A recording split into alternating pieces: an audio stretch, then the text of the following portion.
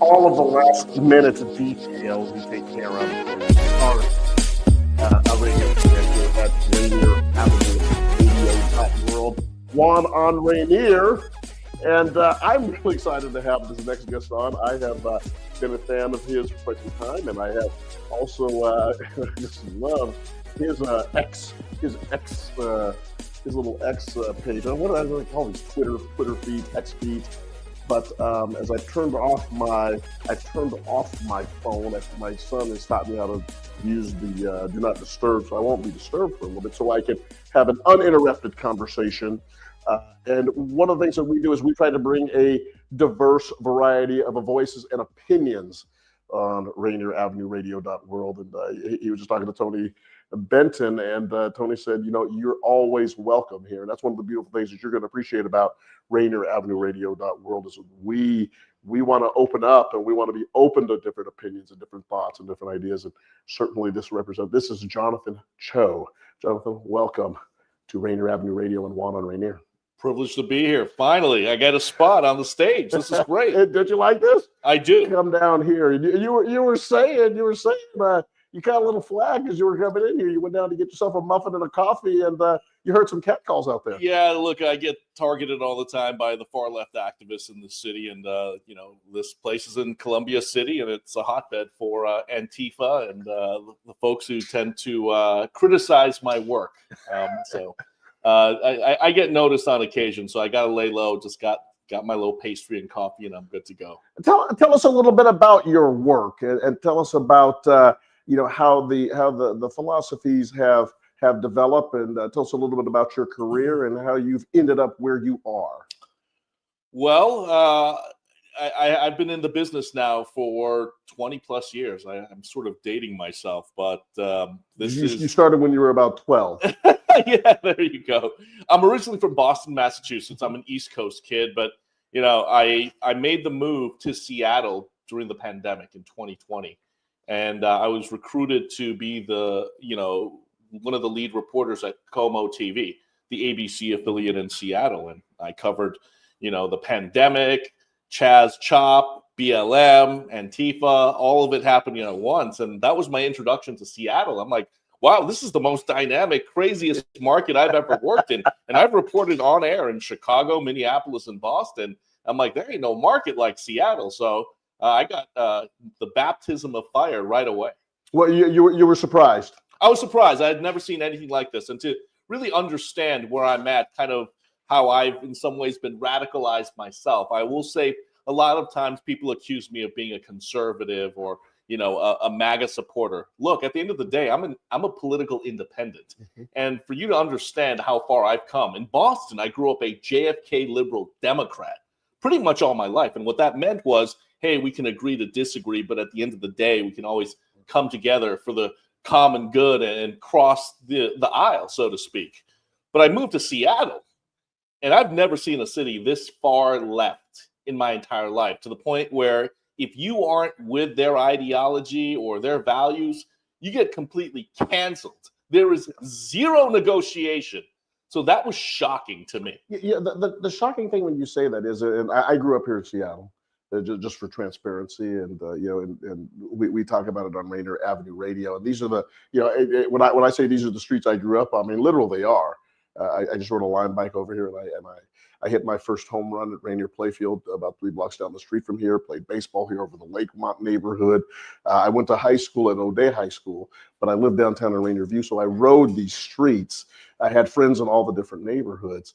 But the thing that we prided ourselves on growing up in Seattle was that we were educated, and was that we had the ability to read books and to have different thoughts and opinions. And when we grew up, I remember very vividly at a Catholic school that I attended at O'Day, there were a variety of different political opinions of the day, and we never shut each other down.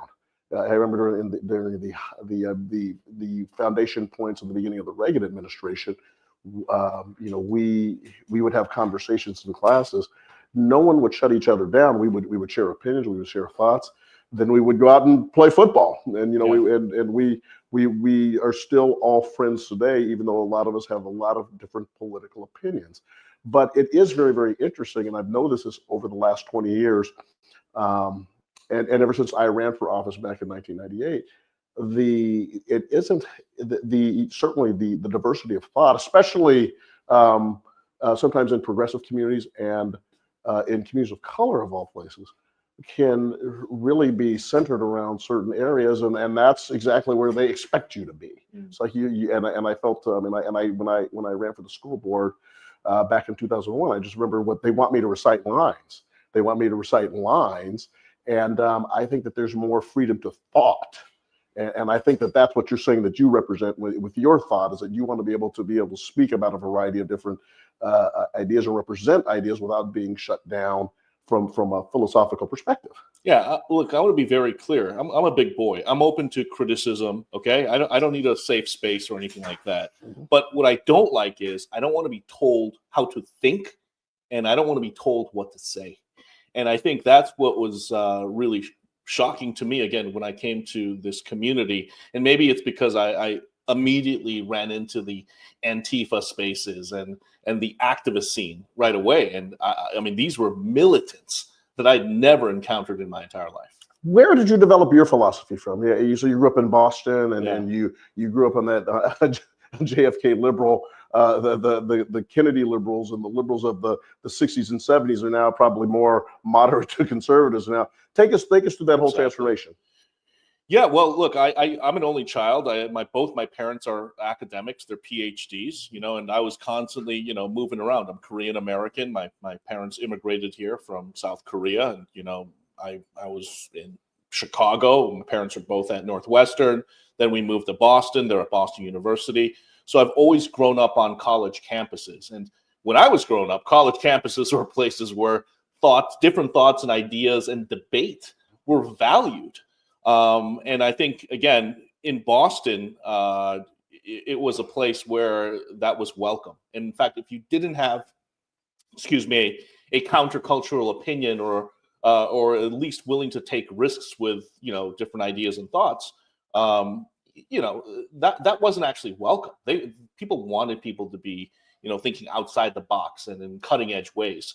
So, that's what I appreciated about that. But at the end of the day, we could always, again, agree to disagree, go out and have a beer and say, hey, let's just make the world a better place with our work, with meaning and purpose. But I think for me, the transformation really started, again, after growing up in an academic environment.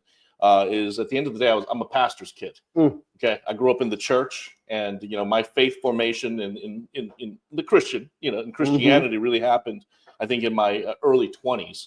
And I had to leave Boston and go to the Midwest, go to Chicago, and kind of that's where I found my faith. So, I mean, everything that drives me now is, again, about meaning and purpose, and about God, about Jesus Christ. So, and because of that, in Chicago is where I also leaned into a lot of folks who are at the cutting edge of the social justice movement, especially in inner city Chicago. So, fast forward to 2020, when I was working at KOMO News, I wanted to kind of tell that story about the difference between the, social justice civil rights movement of MLK, which was driven by faith and Christianity, versus what was happening with BLM.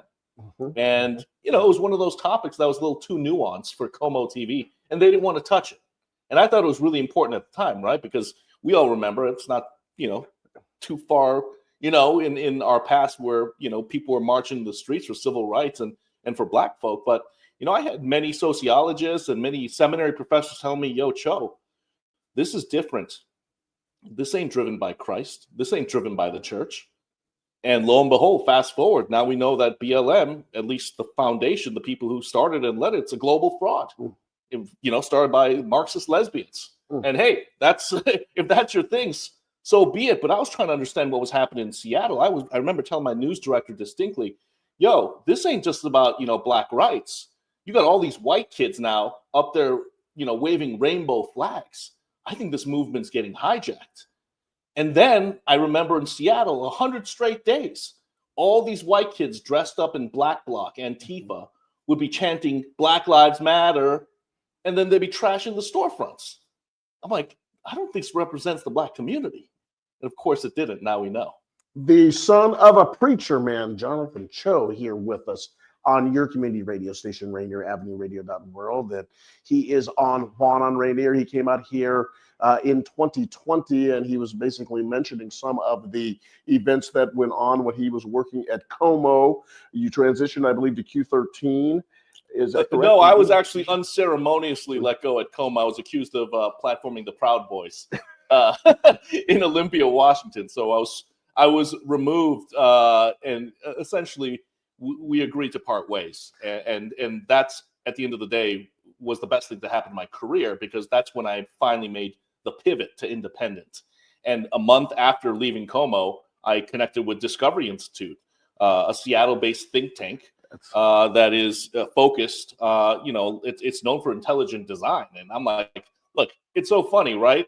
My parents are both academics, but I'm that guy who limped out of college. I was just a horrible student, but when it came to storytelling and trying to connect with the community, I mean, that's why I got into journalism, because that was my thing, right? So I will go over to Discovery, and the president, Steve Burai, is like, hey, man, we just want you to continue the work that you were doing at KOMO, covering the city's homeless drug crisis. So the rest is history, and I've been there ever since. You know, my father-in-law, my wife is adopted from El Salvador, and my father-in-law, he was the former chief of staff to a Republican governor in West Virginia. My father-in-law. That's the beautiful thing about Rainier Avenue Radio. We get the sirens, we cars. get all of the emergency stuff cruising by. But my father-in-law, he extremely conservative, and one of the best conversations I've ever had. I don't think I'm a liberal in this new modern traditional sense, and I'm certainly not a democratic socialist. I consider myself pragmatic. We had a really interesting conversation the first time we had met. He drove me from Terre Haute, West Virginia, to the airport in Charleston, and we shared a lot that day.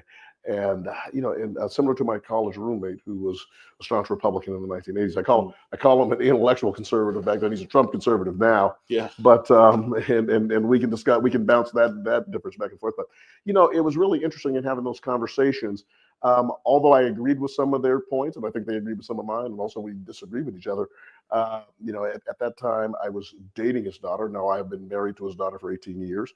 My roommate Dave and I have been friends for almost 40 years. Actually, I think we have been friends for 40 years. We also started when we were 12. But the bottom line issue was, Jonathan, I never, even with people who I disagree with politically, I never thought of kicking them out of my social circle, off of my Facebook page. And at times I've learned from some of their opinions. And in the case of my college roommate, I learned from him as a human being. Although we disagreed on certain things, but I was at his children's weddings. I was at his wedding. He was at mine. I mean, we're closest friends, and it just seems like something changed in the political dynamic and in our dynamic in our country, where we stopped thinking like that. Yeah, and look, I mean, that's a great segue into a lot of the stories and the coverage you've seen me do on the streets. I'm confronting politicians, and the vast majority of them are Democrats, because most Democrats in Washington State, King County, and Seattle, they won't talk to me. They won't return my phone calls because they see me as, oh, that's Jonathan Choe with Discovery Institute, a conservative think tank. Oh, that's Jonathan Choe. Oh, by the way, I'm also a freelance investigative reporter for Turning Point USA, Charlie Kirk's Turning Point USA, and it just. There's something else I wanted to touch on, and Sure. I was at the Leschi Community Council meeting about 2 months ago. Yeah, and one of the featured guests at that meeting was Sean Barnes, our new police chief. Yes, and he came to town, and of course, typical Seattle, he comes to town, and one of the first issues he has to deal with is Denny Blaine Park. And here's this nice kind of soft-spoken man from the Midwest, African American, and he gets thrown into this meeting, and it was a number of the Denny Blaine activists, and there was a couple of people who were there, and they were basically saying, you as a black man should understand. You as a black man should understand that this is a civil rights issue, and what they are doing is they are infringing upon the rights of the queer community. And as a black man, you understand this. And I went up to the lady afterwards, and I said, I want to respectfully disagree with you. I think that the historical civil rights issues of the African American community and what Black people have had to deal with are completely mutually exclusive from the queer community. Certainly, is there an element of discrimination that we can discuss? Yes, Sure. but please don't co-opt the issues. And was it a white woman? It was. Okay, don't forget to leave that part out. Yeah, sorry. Let me. Yes, and the majority of the audience, Yes. of the audience that was there, and I'm one. I mean, you mentioned it, and I, the Black Lives Matter movement, and certain elements here in Seattle. I've had relationships with those groups, and certainly got my hands sort of slapped when I was at Fred Hutch Cancer Research Center. But that was a completely different matter. We were working with the Black Lives Matter group locally to promote scientific learning and giving young people an opportunity in science. There were some people who at Fred Hutch, some of our administrators, who I don't think they knew. I think they were completely going off of hearsay. But we were able to persuade some of them that we were trying to promote science and learning. But the going back to the co-opting of issues, and that is something that I think that myself as a leader, as an activist, and someone who identifies, that is something that's difficult when people are co-opting a certain movement and combining it with a movement which I think is so clear. And I was wondering your perspectives on that. You touched on it, but I'd like to hear you go more into that. Yeah, that's what I've been learning more of, as well as I've been covering now the protests. The Seattle, by the way, loves protesting. That's what I've learned as well. And we moved from BLM now to the Israel Hamas protests that you see on the streets as well. Now. No kings. Then you have no kings, and now you've got the Christian group coming to Cal Anderson Park that got moved to Gasworks recently, but then protesting that. So yeah, but it's the usual suspects, Juan. That's what I'm trying to say. It's these white kids who lean far left, progressive, and they don't negotiate, right? And in many cases, and this is what we've started to see this year, this has been reported on, especially at the national level now. You have professional protesters who are leading these movements. So this is all funded by the George Soros folks, the boogeyman George Soros. He is real. He has funded a lot of these protests, and a lot of these people are aligned with that. And again, based on my reporting, my investigations, and the conversations I've had, they're open about this now. And I'm talking about the activist class in Seattle. They lean Marxist, communist, bare minimum socialist, okay? And their goal is to destabilize America because they are against capitalism. They say this. It's all in their literature. And I got involved in all of this, and I started learning more probably after my second or third year in Seattle, because I was covering the homeless beat. And a lot of these far left activists, group like Stop the Sweep Seattle, they've been a thorn in the side of Mayor Bruce Harrell. They're anti-cop, cop haters, and they've been essentially disrupting the homeless encampment sweeps, right? If a homeless person gets moved from, let's say, Soto, the Stop the Sweeps activists will then come and move them maybe just 5 blocks away to another park. And that's and what I've learned is that a lot of those people, again, are aligned with this Marxist, communist, anti-capitalism movement. Yeah, and I am. It's funny because I remember I go by the old adage, right? If by the time you're 18, if you're not a Marxist, you're crazy. But by the time you're 60, if you're still a Marxist, you're crazy. I certainly am. I would consider myself a person who's a believer in the markets. I believe in free enterprise. I believe in and I argue this very, very subtly and sometimes more forcefully on your community radio station, Rainier Avenue Radio.world, when we have these philosophical conversations. My question to you is this. I mean, it seems to me, and from conversations I've had with parents, from conversations that I've had with students in the Seattle Public Schools, for example. Yeah. It's almost like this whole the Marxist philosophy and the socialist philosophies, and being very, very specific for anyone that wants to sit down and argue with me and not shout words back and forth. But who owns the mode of production, the individual or the government? And it seems to me that there is a mentality that because of the difficulty of entrepreneurship and capitalism, I get it, as you're trying to start a business and you're going out hat in hand and you're trying to find investors and trying to find people to invest in your company. Or the concentration of wealth in the hands of less than 1%. Absolutely. Yeah. And there's a variety of different reasons we can argue for that. But still, the opportunity, I believe, is out there. I mean, I go out and I'm pounding the pavement and I'm talking to people, see if I can persuade them that this is a way that we can create and foster community and economic development by starting X business or starting X opportunity. And it's a difficult road. But I think there's a lot of people who see that road and say, hey, geez, it's stacked against me. Yeah. And it's stacked against you. You know, you're a black man. You're never going to make it. You can't climb up that mountain. And I think a lot of people say, you know something, you're right. It's difficult, and we need to have some intervention, or we need to have something or someone help us, and that this system doesn't work. And is that a problem to it? Is that the problem we're trying to overcome? Because I think a lot of people have lost faith in this system, and I think that there are some forces, as you said. I have heard of the Soros money going to some of these things, and that can be sometimes kind of hearsay, but certainly, and we've seen it. Some of the curriculum in our schools really is pressing for almost like a socialist type of foundation rather than a foundation of free enterprise in the economy. Yeah, or a socialist revolution. It's all about the takeover. I've had activists come up to me, or I've overheard them talking to police officers on the street when they're saying, "Hey, when we take over, you still have a chance right now to get out. Otherwise, you're going to get shot." So, I mean, these are extremists. Given this tension, and when there is tension, I think there's opportunities for things to grow. I think that pearls are created under tension, and diamonds are created under tension, and that whole process creates a little impediment that creates and builds a diamond.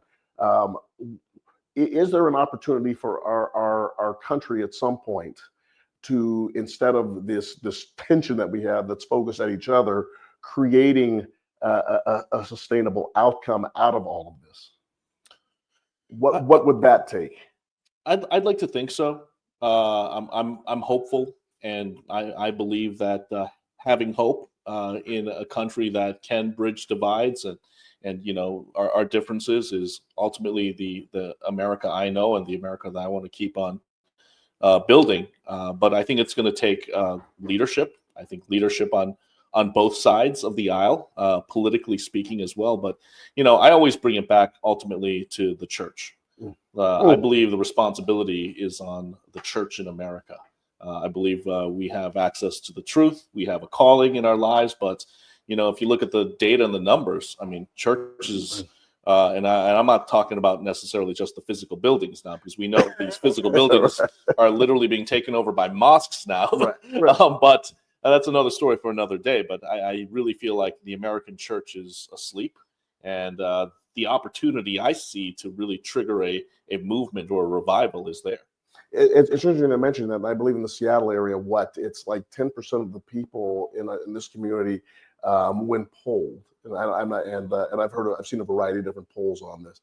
I think 10% of the people actually consider themselves churchgoers. Sure. I mean, I've seen the stats as well. Seattle being probably the most "quote unquote" unchurched city in America, but at the same time, I'm talking to my friends at the Washington Policy Center, and they're talking to other groups, and there was a study that came out recently that said if every Christian in Washington voted, a Republican would be governor. Republicans would take over the state legislature. But again, the so-called Christians, or the Christians in name only, are not political. And that's been one of the challenges and the problems here. And just speaking there before we go into the break, so we've got about 2 minutes before the break comes up. Already? Wow, that's going fast. It's a really interesting conversation, one that I didn't expect to go into, but just understanding your background.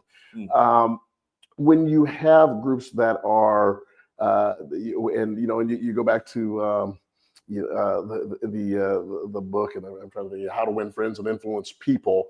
And the whole thing is, we don't want to argue, and we don't want to talk religion or politics, or politics. Yes, in that book, in those conversations, how do we carefully create a way or a mechanism for our communities to once again look at the church as if not one of the centerpieces, and this is also maybe the responsibility of the church, a centerpiece, a voice of reason in the community, where we can get back to some of that. I mean, and I understand that you grew up with a father who was a pastor. How would you suggest, or is that something that is attainable? Yeah, I don't think we have enough time to get into that right now. But my short answer is I don't believe in safe spaces, first of all. Mm-hmm. So just rip off the Band-Aid. Let's just be real and honest, because at the end of the day, I believe the human condition, human beings, we all yearn for purpose and meaning. And I feel like if Christians actually stepped out of their houses and went into the community and served and loved people the way they're supposed to be, I think that would be a start. I think that would be shocking, Juan.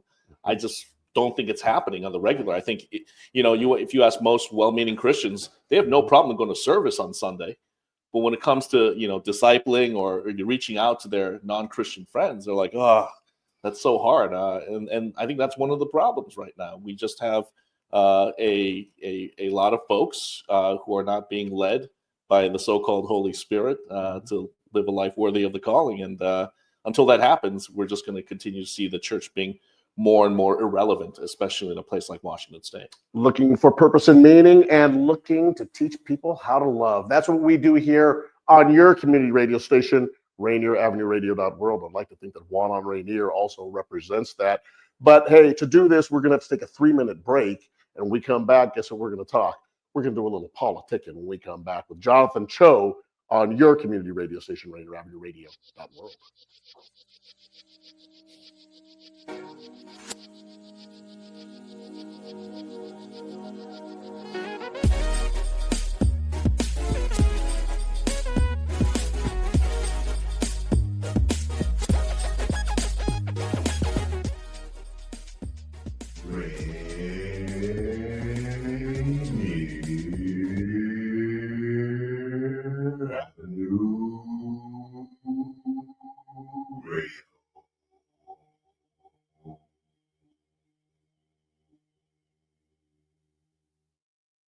Are your kids eligible for or enrolled in Apple Health Medicaid insurance? Bring them to a free dental clinic in Skyway this fall.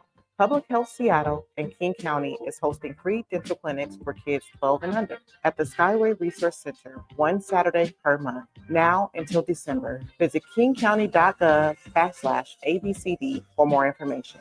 Again, that's kingcounty.gov/ABCD for free dental clinics for kids. Women are not an homogenous group. We face discrimination differently depending on factors such as ethnicity, age, socioeconomic status, and more. Rainier Avenue Radio is proud to amplify women's voices. They are the experts of their own lives, initiating conversations within their community about challenges they face, the solutions they're working on, and the opportunities they see.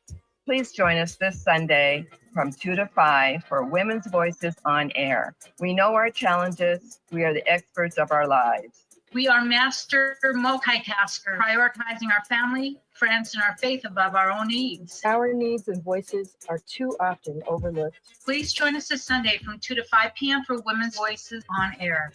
We tell our stories in our own way.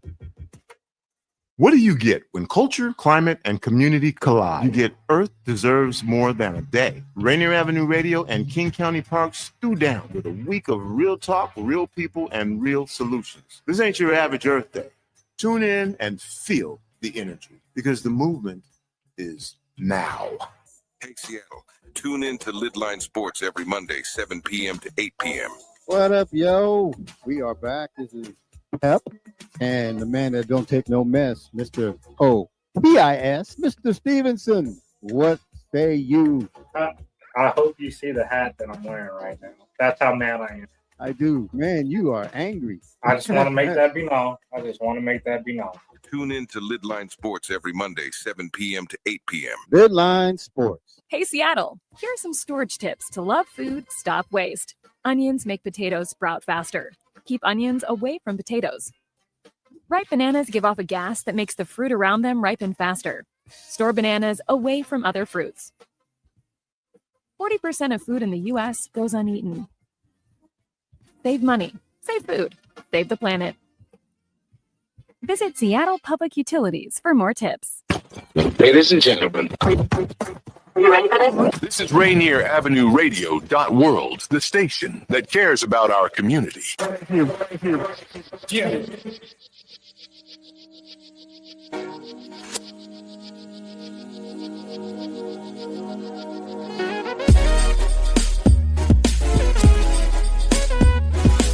On your community radio station.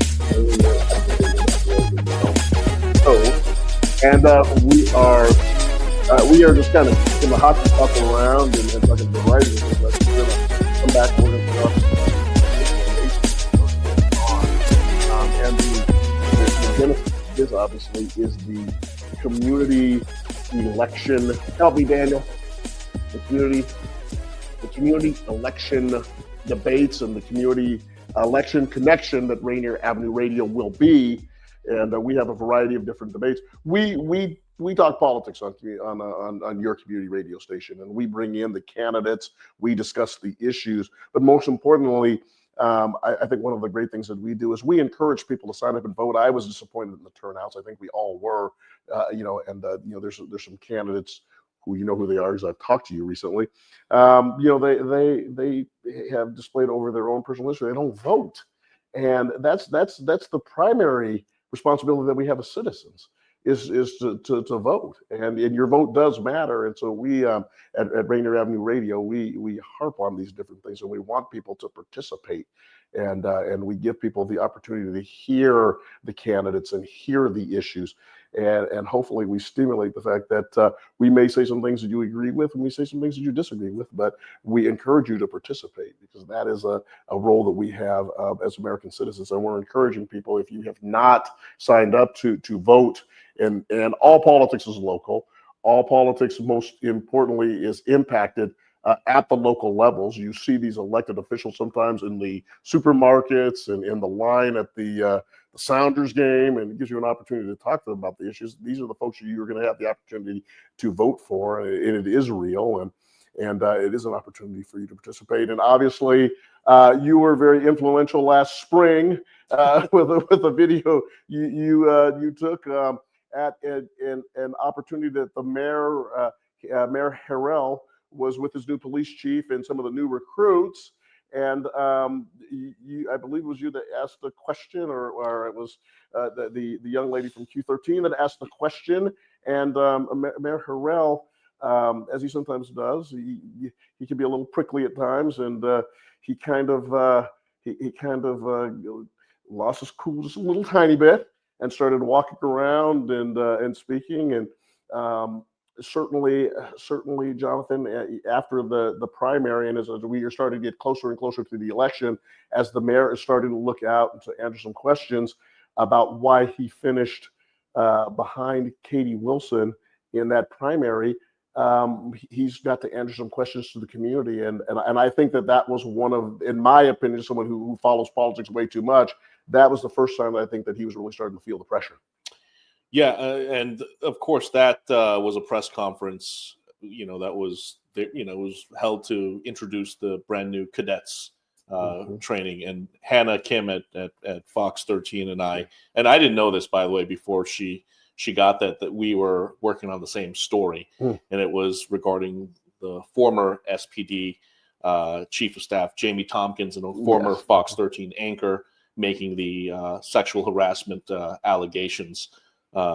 And Mayor Harrell just wasn't ready for it, and he got caught with his pants down as well. And you saw that at the press conference. Look, at the end of the day, I think the job, I know for a fact, the job of the media and especially journalists is to hold our public officials accountable. We tried numerous times to get the mayor's team to respond. No response, so we have to get them at these press conferences and public events. Were you surprised by the primary results several weeks ago? And what do you think that Mayor Harrell needs to do to communicate with this, what appears to be disenchanted group of voters right now? Yeah, I think you hit it right on the head. I think, first of all, the primary, dead of summer, people are on vacation, so on and so forth. I'm not that surprised that we saw such a low number of voters participating, but I was surprised that Katie Wilson took such a commanding lead so far, up by double digits to the mayor. And I think you've touched on this already. I think a lot of the candidates this year also are not that inspiring to voters in Seattle. And the folks who usually get involved, once again, are the progressives and the far left and the activist class in this city. And Katie Wilson, due to her success at the Transit Riders Union and the fact that she's well-spoken, polished, she understands new media, she's a progressive darling. And this city, it appears right now, wants her in the mayor's office. It also goes to the fact that Mayor Bruce Harrell had an opportunity nearly 4 years to make some significant changes. And again, I can primarily speak about the homeless crisis on the streets. Mm-hmm. His plan is not working, especially when drug overdose deaths are at record highs. More people are living on the streets. Housing first, the strategy he's doubled down on, which essentially gives apartments or studios to homeless folks, no questions asked, no requirements to get into treatment, no requirements to, get a job. That's not working. And he wants to double down, triple down on that. And I think most common sense voters are like, we need change. What types of changes, especially, I mean, the primary things is, one of the primary issues is obviously is keeping the city safe.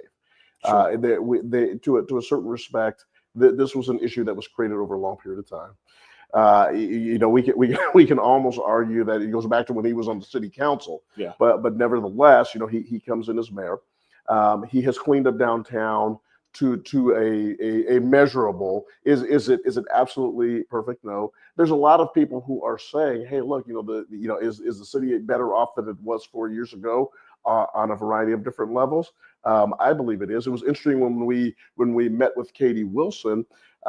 She said her final straw was the housing levy, and the fact that the mayor became the primary opposition to that housing levy. And when the housing levy won, she said that, hey, this is a community that wants this social housing.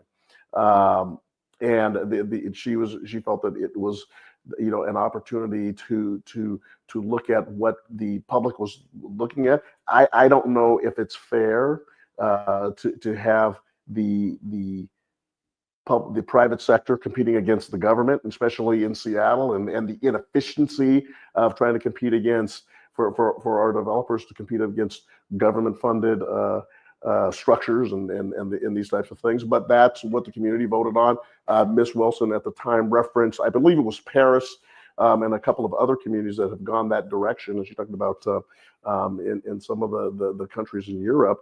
But I think there's a lot of people who look at Mayor Harrell, given what he came in with, and has done a pretty adequate job as mayor.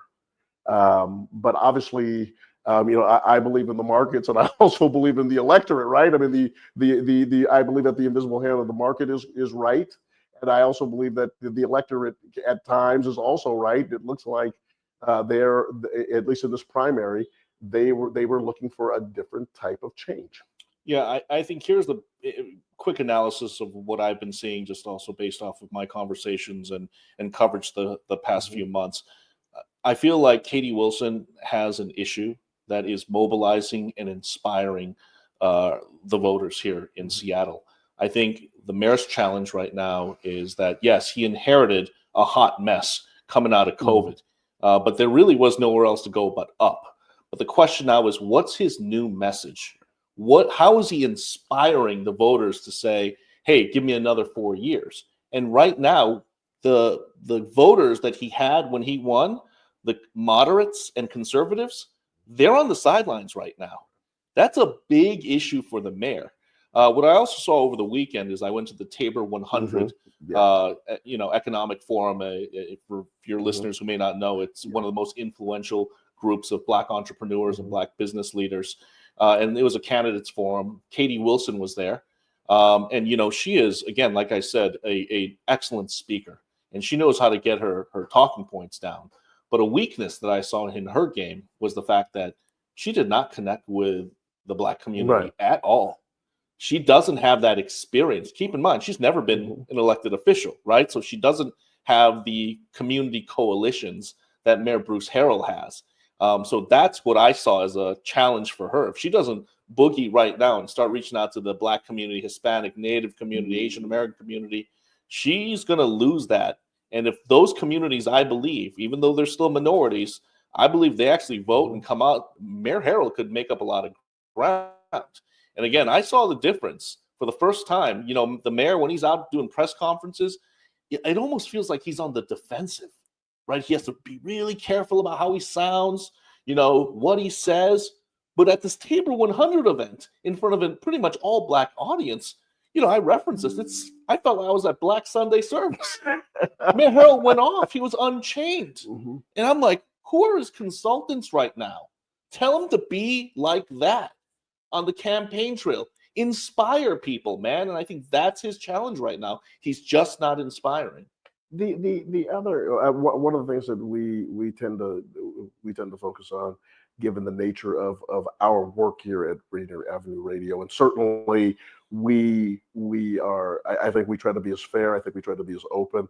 I think we are progressive, and we certainly believe in community, and we certainly look to issues as the environment. We certainly we have an Earth Day that we participate in, and we look at issues and we have conversations about issues. And I think that Tony B and all of us who do shows really look at the global good of our community. However, Jonathan, and so you said that you attended for 4 years the Black church.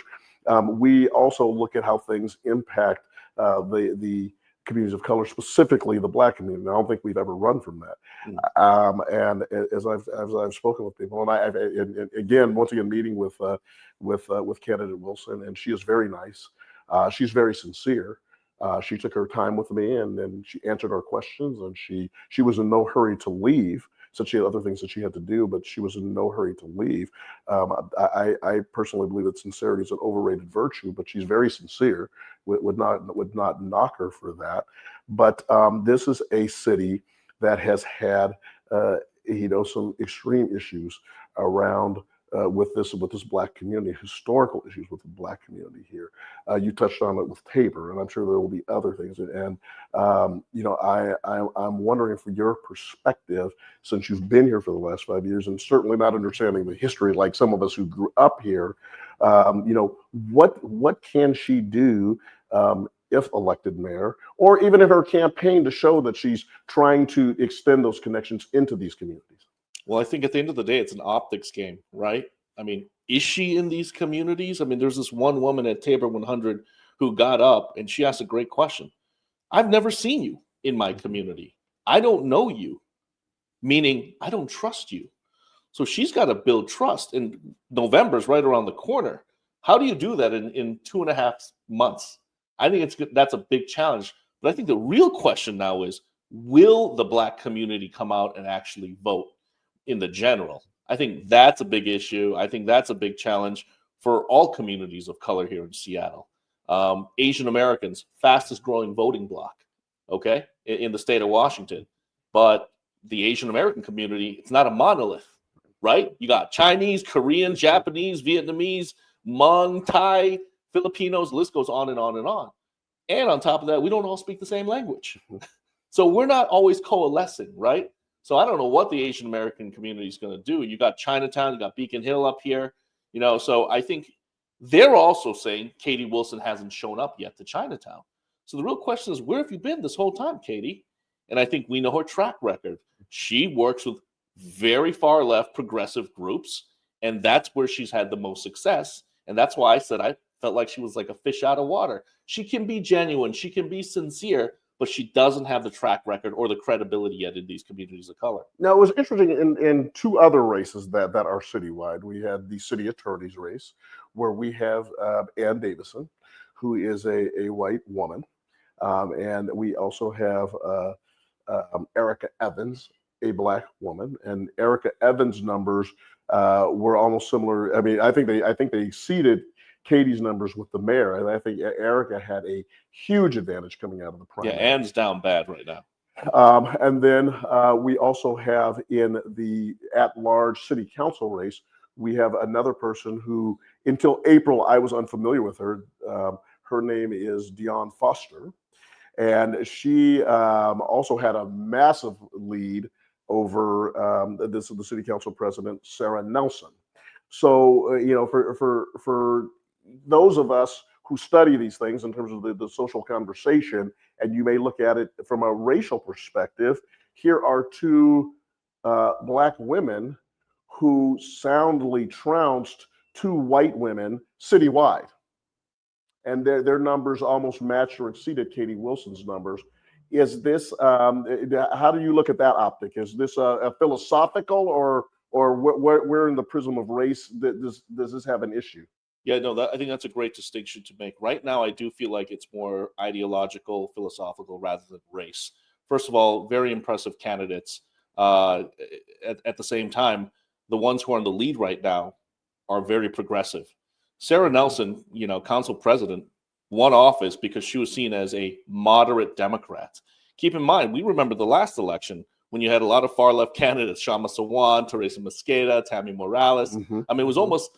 This new council came in as "quote unquote" this moderate Democratic council, right? And Davison, she pretty much beat an Antifa attorney, someone who wanted to abolish the police. But now we have this, reverting back to the left, to progressivism again. So again, I think it's really an indictment more on, again, not race, but on the difference in ideology. In this city right now, at least the primary voters, who I believe are more white and more progressive, they want the progressives in office more so than two Black women. Essentially, that's the interesting thing about Ann Davison in this particular in the city attorney's race. When people speak about her and people speak against her, I saw these kids up on Capitol Hill and we were having a conversation, and she said that they said to me, "Our Republican city attorney." Yeah. I mean, and that's the worst thing they said about her, was that she is a Republican city attorney. Now, we had Rory O'Sullivan here who ran for city attorney, and Rory's a good guy. Rory's our guy. He's a Columbia City resident, and we've seen him do a number of things politically. But he really went into some of the specifics that Ann Davis is doing in regards to a variety of different things that he says follow the pattern of the Trump administration.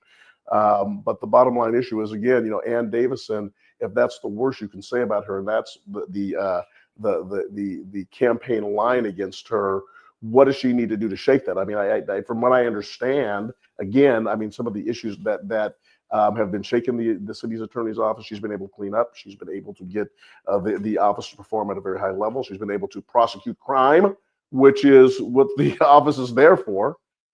Can she come out of this at all? I know Ann personally. She's an incredible woman, single mom, two high school age kids. And she has done, as you said, a tremendous job, I believe, to stabilize the city attorney's office. Yet at the same time, this is the irony. She has been fair or unfairly labeled a MAGA Republican. Yet, ironically, the base, again, that got her into office, the moderates and the conservatives, now see her as a traitor. She sued the Trump administration now. This is the 3 times minimum now, right, on behalf of the city. And people are like, Ann, what are you doing? I thought you were one of us. So I think she's having a crisis of conscience right now, personally, in terms of what's happening in this race. I don't know if she's going to win or not right now. I think it is an uphill battle for her. I think I'm just stating the obvious. I don't think there really is anything for her to do at this point that, aside from what she can control, is what I'm saying. And I would advise her just to be authentic herself and run on the values that got her into office, because at this point, I would say the worst thing for any candidates to do in this city is pander to the progressives.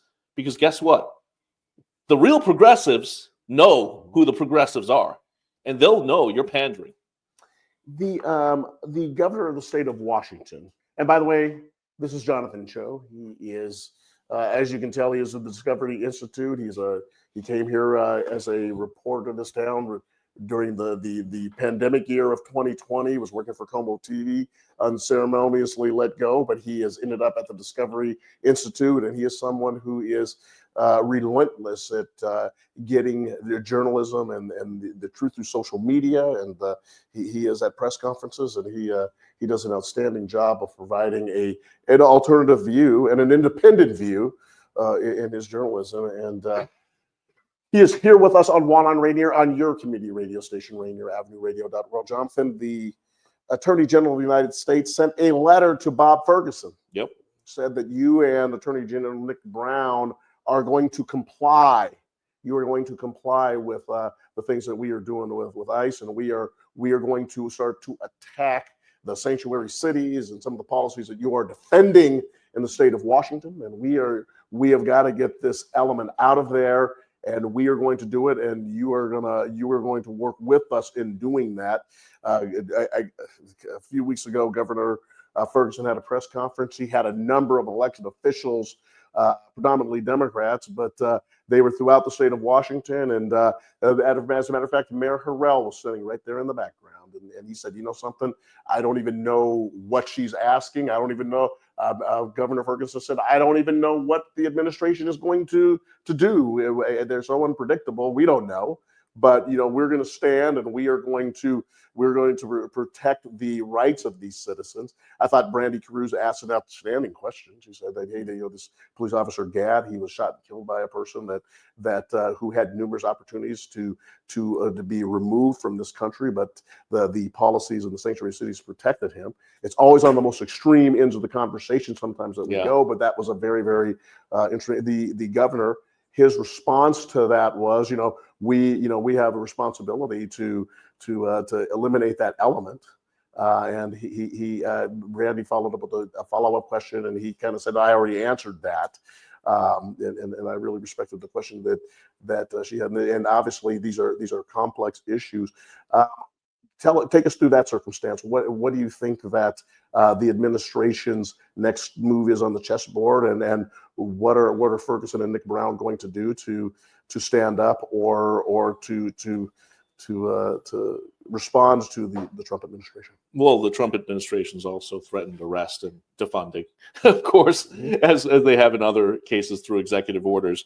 But I think this is going to be, again, a lot of grandstanding and posturing. And of course, Governor Ferguson and AG Nick Brown, they're not just going to take it from the Trump administration. They're going to fight back, especially through litigation as well. So I have no doubt. But I think what was more revealing, Brandy's question about this illegal who was convicted, by the way, and is now serving a 10-year sentence for the death of the state trooper.